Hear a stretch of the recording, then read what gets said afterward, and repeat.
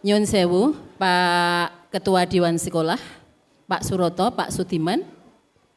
Niki nyun pangapunten, kula kumawantun madheg wonten ngarsa panjenengan sami, abot-abote dadi anak mundi dawuh.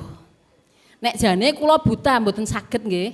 Tapi karena didhawuhi ibu kita, mau tidak mau sak iso-isone nek ana klerune, ana kurange harap dimaklumi.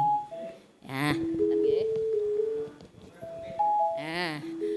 Mengko bariki aku njuk ngejak Pak Sudiman. Berapa Pak? Monggo. Haturmu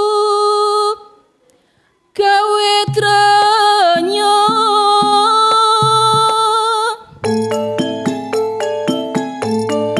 kanggo kabeh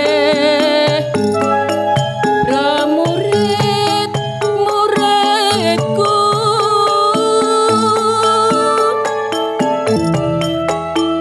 kang sinau eneng SD Tegal Sari, greget makan satu bisa gawe ibu pambong pamuji mreng anak-anakku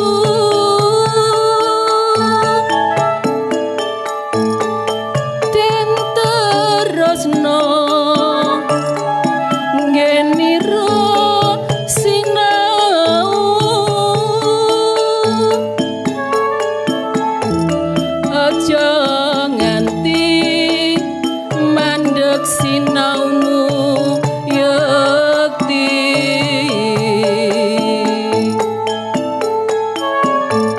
nyuwun donga Rama Ibu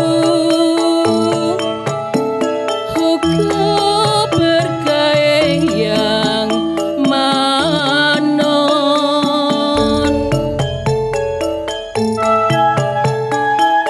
yen ana lupute ibu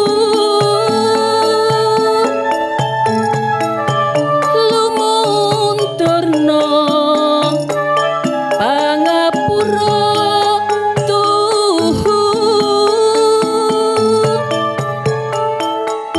sagung guru andresnani pramurid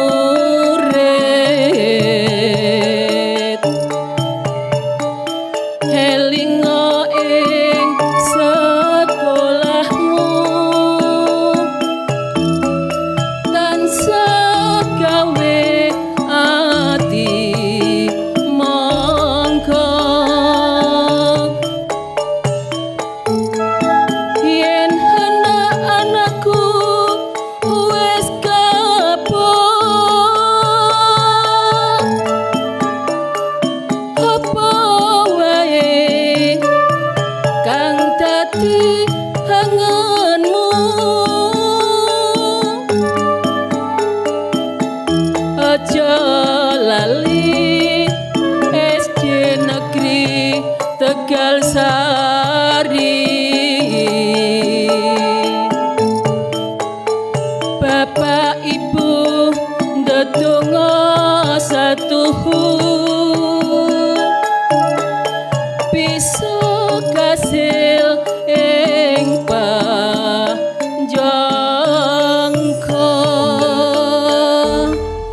Matur nuwun. Tepuk tangan yang meriah untuk Ibu Tentrem dan juga Anan.